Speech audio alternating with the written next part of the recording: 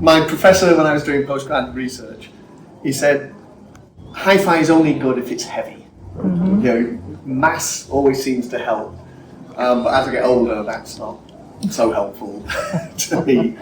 When I was getting these ready to ship out here, I had to pack them, and I work by myself.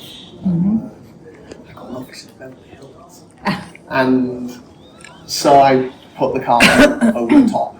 Now I've got to lay it down so I can flip it, and it was bad enough just letting it down slowly to the floor. I got it down there. Now I've got to pick the other end and tip it over.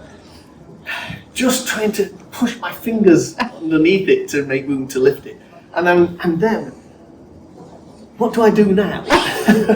And I managed with a lot of effort to get it right and tape it all up. But then I got to get it out to the car.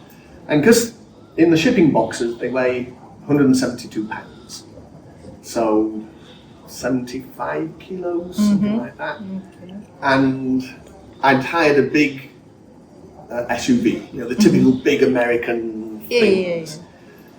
But what I hadn't realised, the loading height, with the bigger the SUV, the loading height keeps coming up because they put huge wheels on and ground clearance to get, you know, through the forest or whatever.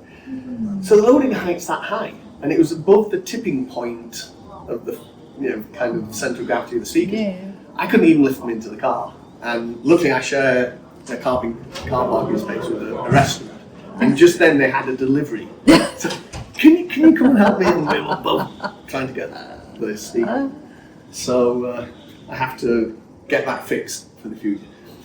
There's a thing that you can buy called a mortuary cart.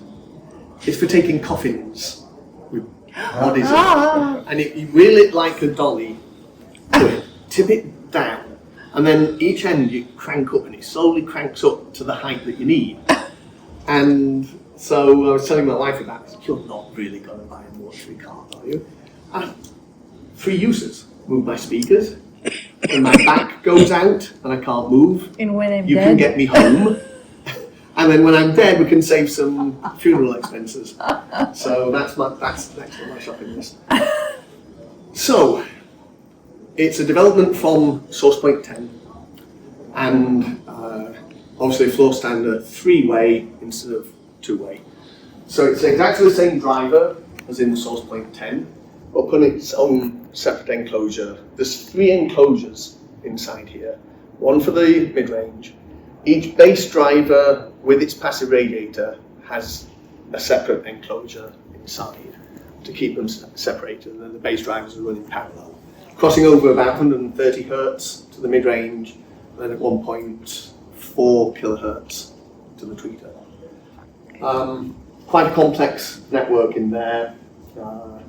All polypropylene capacitors, metal film resistors, all but one inductor, air core inductors.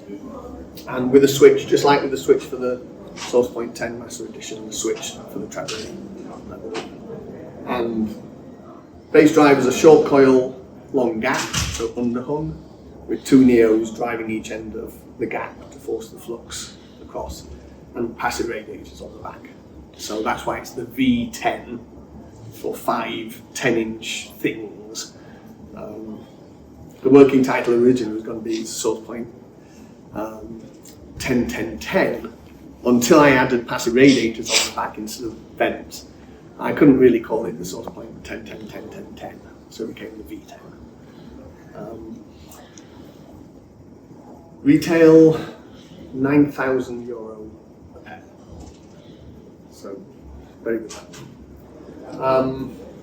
91 dB sensitivity, same as with the Sourcepoint 10. 6 ohm impedance, a minimum of about 4.3 ohms at somewhere around 150 hertz, and the cutoff frequency -6 dB, 27 hertz, anechoic, not in room. It goes down lower in room, but I can't quote those figures because which room and where did he put it in the room to get those figures. But anechoic, -6 is 27. Play some more music.